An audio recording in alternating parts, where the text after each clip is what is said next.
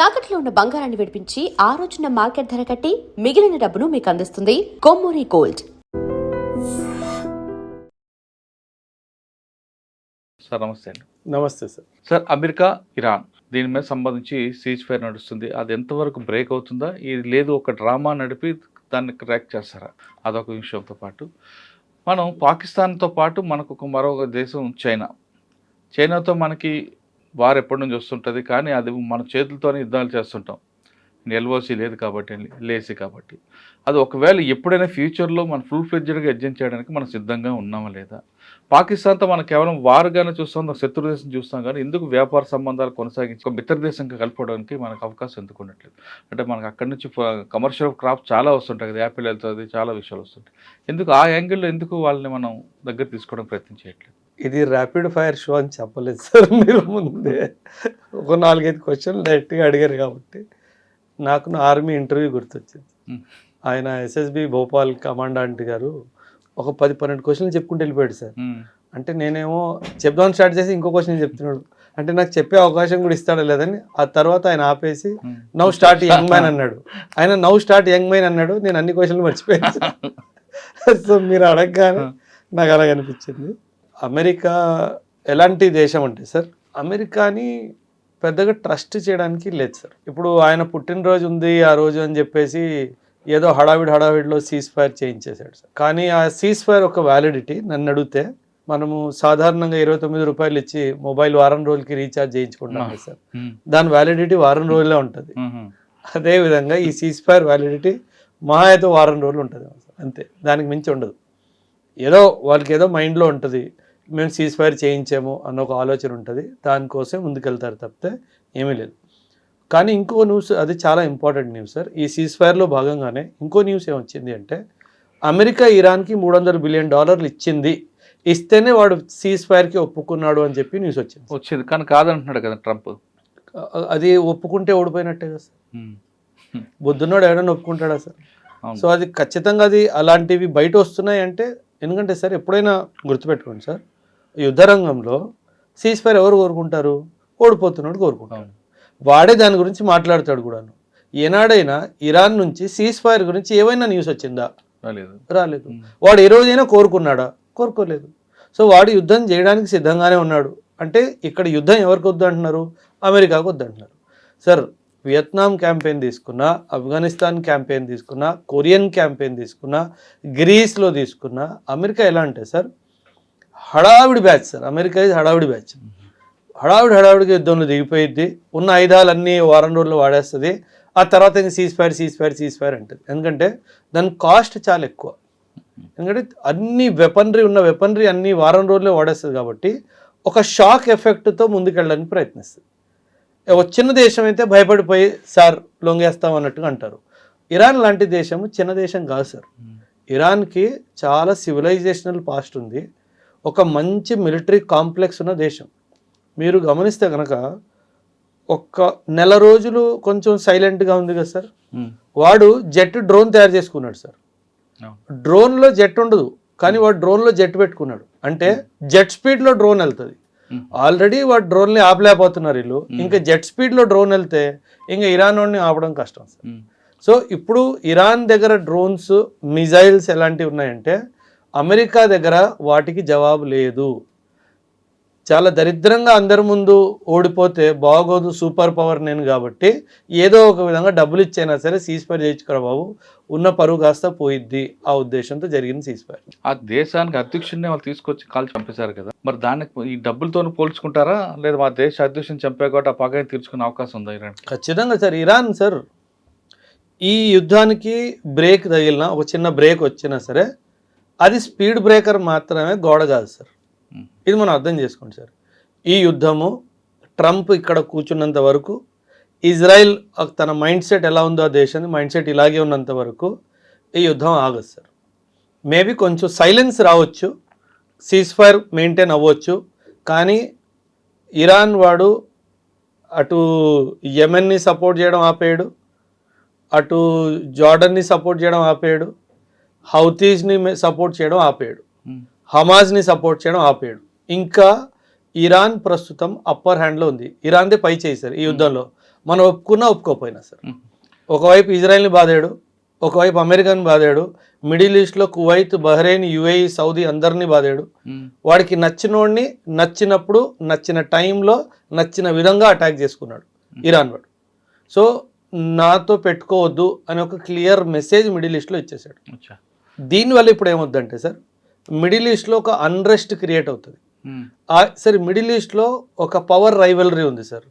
దీన్ని మీ ప్రేక్షకులు కూడా అందరూ చేసుకోవాలి. మిడిల్ ఈస్ట్లో సౌదీ అరేబియాకి ఇరాన్కి మధ్యలో ఎప్పుడూ పవర్ రైవలరీ ఉంటుంది సార్. నేను గొప్ప అని సౌదీ, నేను గొప్ప లేదనేసి ఇరాన్. సో ఈ రెండు పవర్ రైవల్స్ మధ్యలో ఈ ఇంకొక 2 ఎంటిటీస్ అవుట్ సైడ్ నుంచి వచ్చి వీళ్ళకి సపోర్ట్ ఇవ్వగానే సిస్టమ్ అంతా డిస్టర్బ్ అయిపోయింది సార్. ఈ వారికి ముందు అందరూ సౌదీ అరేబియాది పై చెయ్యి అని అనుకునేవాళ్ళు. కానీ ఇప్పుడు సౌదీ అరేబియా ఉన్న పొజిషన్లో ఖచ్చితంగా సౌదీ అరేబియా పై చేయి కాదు అని చెప్పేసి ఇరాన్ వాడు నిరూపించాడు. సౌదీ అరేబియాని బెదిరించడానికైనా మిగతా మిడిల్ ఈస్ట్ కంట్రీస్ని కంట్రోల్లో పెట్టడానికైనా సరే వాడు వాళ్ళ మీద దాడులు కొనసాగిస్తూనే ఉంటాడు. సీజ్ ఫైర్కి అమెరికా డబ్బులు ఇచ్చిన తర్వాత కూడా దేశ అధ్యక్షుని చంపినందుకు దానికి ప్రతీకారం ఉంటుందట ఇప్పుడు ఇవాళ రేపైనా? 100%. అందులో అక్కడ చనిపోయింది లీడర్, సుప్రీం లీడర్. వాళ్ళకి వాళ్ళ లీడర్, వాళ్ళ పొలిట్ బ్యూరో ఎలా ఉంటుందంటే ఆయన అందరికీ హెడ్ ఆయనే. అండ్ ఫస్ట్ డే అటాక్లో ఆయన లేపేశారు సార్. సో ఖచ్చితంగా వాళ్ళకి ఆ పగ తీర్చుకోవాలి అన్న ఒక ఆలోచన ఉంటుంది కదా సార్. అండ్ ఆ పగ ఎలా తీర్చుకుంటారు సార్? ఇరాన్ చాలా చాలా ఖచ్చితంగా చెప్పింది, ఏదో ఒక రోజు నేతన్యాహుని లేపేయడం ఖచ్చితంగా ఖాయం. అది ఎప్పుడు జరుగుతుంది, ఎలా జరుగుతుంది ఎవరికి తెలియదు సార్. బట్ ఖచ్చితంగా వాళ్ళు మాత్రం గురిపెట్టి కూర్చుంటారు. అది జరిగిన రోజు ఇంక ఇజ్రాయిల్ ఫుల్ ఫ్లెజ్డ్గా ఇరాన్ మీదకి వెళ్తుంది. అప్పుడు ఏం జరుగుతుందో దేవుడికి తెలుసు. ప్రజెంట్ సిచ్యువేషన్లో ఒకవేళ వార్ ఆగిందంటే క్రూడ్ ఆయిల్ ఇవన్నీ కూడా మన రేట్ తగ్గే అవకాశం ఉంటుందా? ఆ జలసంధి ఓపెన్ అవుతుంది అంటున్నారు సార్. మీరు ఎప్పుడైనా గుర్తుపెట్టుకోండి సార్, క్రూడ్ ఆయిల్ రేట్లు పెంచడమే ప్రభుత్వం చేసే పని సార్, తగ్గించదు సార్. తగ్గించడం అన్నది సార్, అందుకే ఈ యుద్ధాల వల్ల పేదవాడికే లాస్ సార్, వాడికే ప్రాబ్లం. కానీ ఇప్పుడు ఈ యుద్ధం స్టార్ట్ అయ్యి ఎన్నో రోజులైంది, గత కొన్ని నెలలుగా ఈ ప్రాబ్లం నడుస్తూనే ఉంది. కానీ మన ప్రభుత్వము ఎప్పుడు క్రూడ్ ఆయిల్ ధరలు పెంచలేదు. ఒక నెల రోజుల క్రింద 3 సార్లు బహుశా ఒక 9 రూపాయల దాకా పెరిగినట్టు. కానీ మీరు అడిగిన క్వశ్చన్కి చాలా పెద్ద బ్యాక్గ్రౌండ్ ఉంది సార్.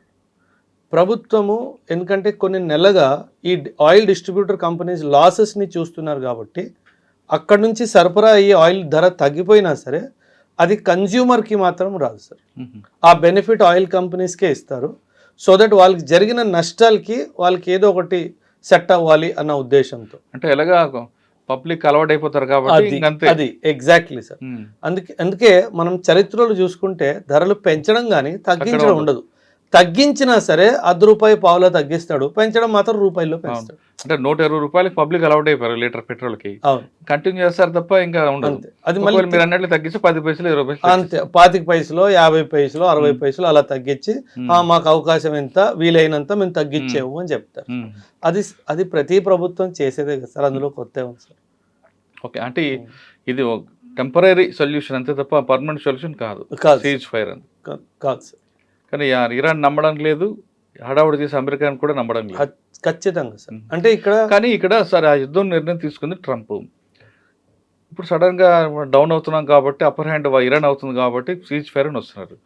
కానీ వాళ్ళు పబ్లిక్లో చులకన అవుతాడు కదా. ఒక సామెత ఉంది కదా సార్, అబద్ధాన్ని గట్టి గట్టిగా అరుస్తే అది నిజంలాగే వినిపిస్తుంది అనేసి. ఎందుకంటే సార్ అమెరికా లాంటి దేశము విశ్వవ్యాప్తంగా పెద్ద పెద్ద మీడియా హౌజెస్ని కంట్రోల్ చేస్తారు సార్.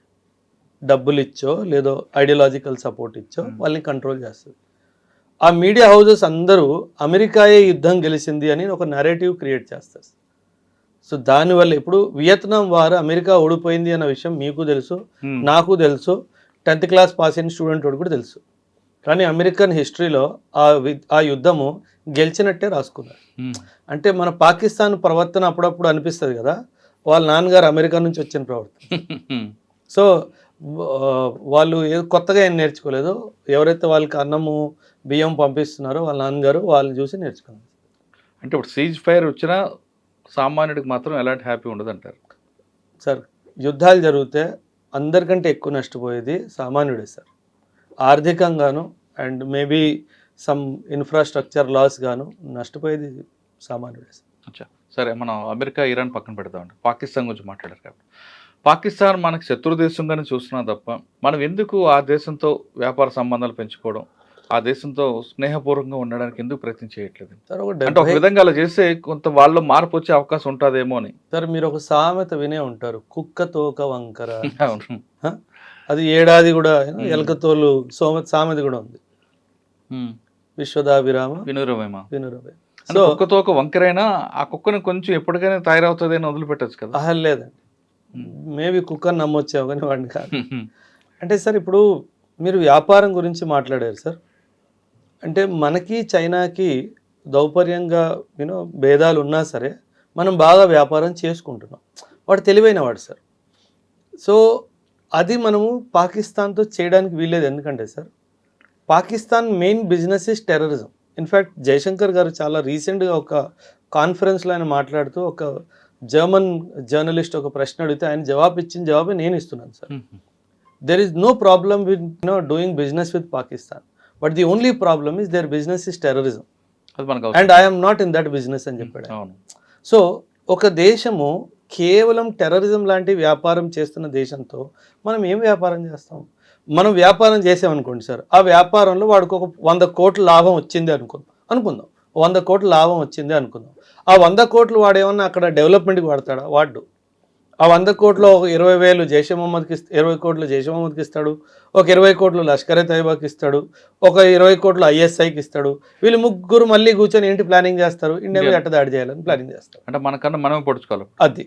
సో అది మనకన్ను మనం పొడుచుకోవడం, వీళ్ళు మాత్రం వాడుకుంటారు.